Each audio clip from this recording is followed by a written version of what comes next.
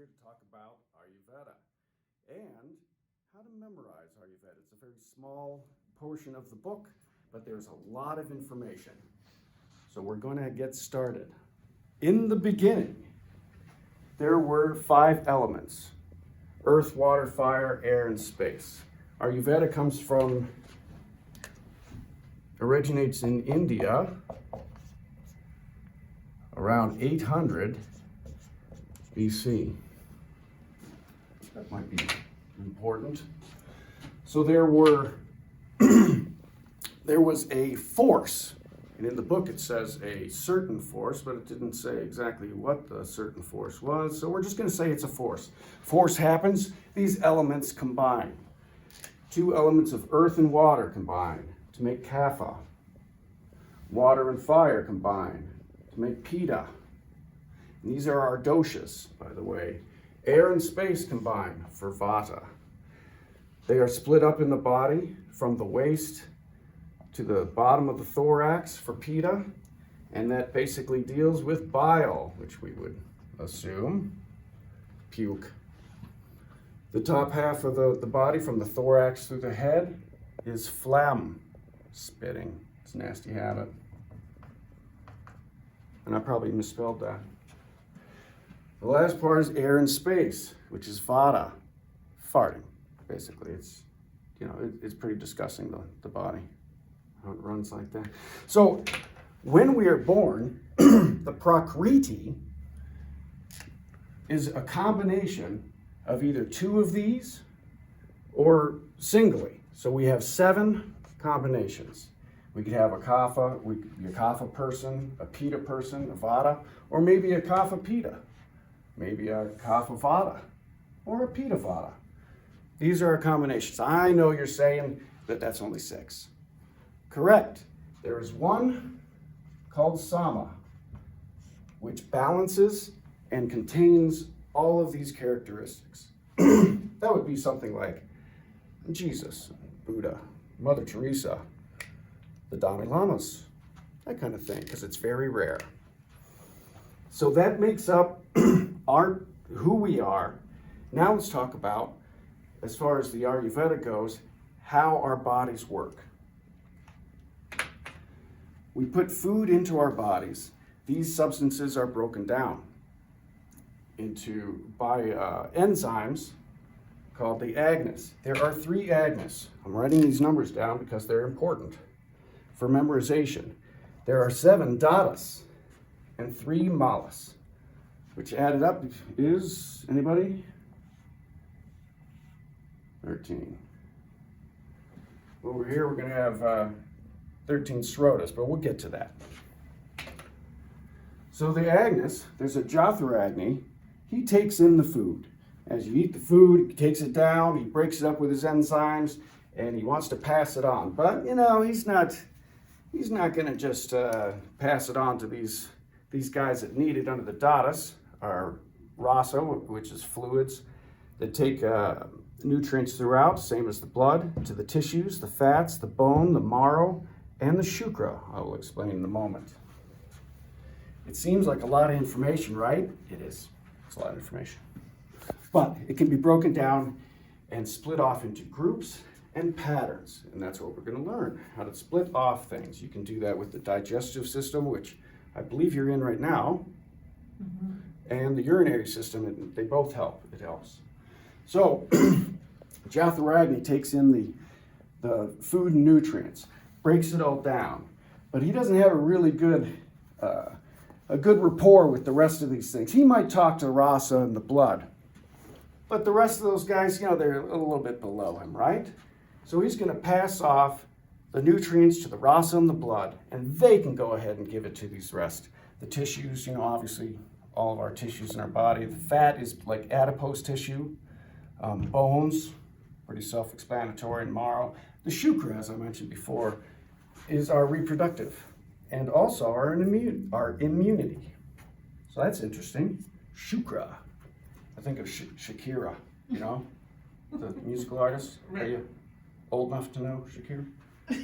Shakira! No? All right. Anyway, the Bhutagnis hangs out in the liver. But he also breaks down stuff with enzymes and stuff like that. The dat vagus, I'm not sure where he hangs out, but he's in there. He's in the fluid, he's breaking stuff down, right? So it's up to the boot vagus and the dot vagus to come over here to these guys, because once they get that sustenance, they're going to be throwing out their garbage. You know, where are they going to put it? Well, these guys got to take care of it, because Jatharagni takes in the food, goes through the system, and he poops it out. It's basically, you know, he's the head guy, right? He just passes off some things to other people. Can't be bothered with it. But he needs to take out the garbage, because, you know, he's got a reputation to withhold, right? So these guys, the protagonist and the dot vagus, come over here and they get the garbage from the fat, the bone, the marrow, the shukra. They're all, you know, digesting all this stuff, and they've got all this waste. So then they have to bring that back over here, give it to Jatharagni, and then he poops it out. Our malus is our waste. Our urine, feces, sweat, and there's a fourth waste, but it's basically like the oils in our skin, the earwax, boogers, you know, the good gross stuff. Anything happens in the agnes, anything goes wrong, and that is called ama. That is disease. And that's when the srotas get all messed up. The srotas are 13 channels where all of these things flow through, right? Our veins, our organs, they're all run through. So if something happens, an ama with the agnes, the ama comes in, the disease, and messes all this system up. All these channels. I had all of these memorized at one point by putting them in order by the body. So where they were in the body, I would put them down so I could mentally just think, oh, go down the body, and that would be the srota. Luckily, I never got tested on that. Nadis are our energy channels. All right, so that might be important. It might be. Right? Tapping. Isn't that what instructors do all the time? The nadis, our energy channels, brings us over to our chakras. Now there's some easy ways to remember different parts of the chakras. Let's write down first our crown at the top and our brow. These two we're going to separate. They're kind of at a class in their own. And then the bottom ones we're going to keep together. It's just going to be easier for memorization. The root chakra is right at the bottom of our sacrum, our coccyx, right? It is an earth, and it also has a gland that is attached to it, which is the adrenal medulla. Everybody remember where the adrenal medulla is? No, on top of the kidneys. So the adrenal glands sit on top of the kidneys. The medulla is part of our fight and flight. So epinephrine, or adrenaline, basically. And it also produces norepinephrine, which is the opposite. Basically, it'll shut off the production of adrenaline. Next is going to be our sacral. Where's that sacral? You know what? It doesn't really matter at this point, does it? It's orange.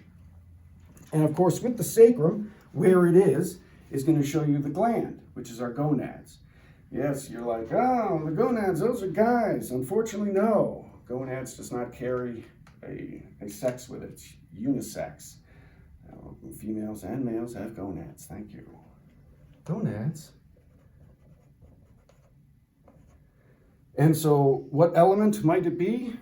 Since it's down right here where your bladder is, we're going to go with water. See, that's pretty easy, right? Then our plexus, our solar plexus. I had to think of that for a second. Solar plexus. What is in the solar plexus? It's right here. The pancreas, that's right. Pancreas is a gland. Let's not forget that. The pancreas, earth, sacral, solar. So what's going to be here? Anybody? Well, it's like where the stomach is and bile and stuff. So fire.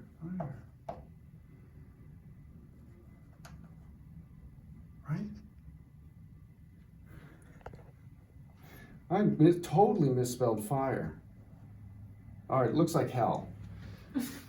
The green one, the next one, is the heart. Right?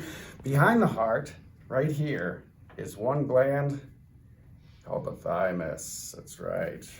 Right behind the sternum. Now, I'm not sure if it's behind the manubrium, which is the top part of the sternum, or not. There's a little shield there, or if it's a little lower, but it's right in that area. So the sternum. And the next one is the throat chakra. And I totally misspelled throat. Patience with me, please. So throat chakra, of course, what's left? Air, right? Did I do the hearts? Crying out loud. Oh, you want me to keep going? All right, I'm gonna go. So there's a bunch of different things that are the same throughout. Some of them have different, notes, but the brow and the crown want to start first. A, B, notes. C, D, E, F, and G. Just goes right in line. A, B, C, D, E, F, G. That's too darn easy. There are petals to denote each one. The lotus petals. So the crown one, well, they get 1,000 because, well, you can beat the crown, right? It's also has the cosmos as an element. Cosmos, that's always nice. And the pituitary. Why the pituitary? No, because it's the master gland. It's the crown, goes to the master. It's the chief. All right. The brow has the pineal. Why the pineal? As it deals with thought and dreams and stuff. Come on. All right. So the brow has two lotus petals. We're still on petals. Earth starts with 4. And then it goes up 2 to 6. Then it goes up 4 to 10. Then goes up 2 to 12 and up 4 again to 16. So those are the numbers for the petals. I mean, it's really easy if you group those with the 2, 4, 2, 4. Right? Isn't that neat? Thai massage, which you're getting into, deals a lot with the energies in the Ayurveda. During the Thai massage, not only is it stretching and range of motion, but you can mix in Swedish in there. You can mix in the energy points. All these things really tie together, and it's really quite easy to understand if you just do little groups, break them up, find a pattern, whatever pattern works for you. And it looks like a mess, but it's pretty straight in my head. Thank you.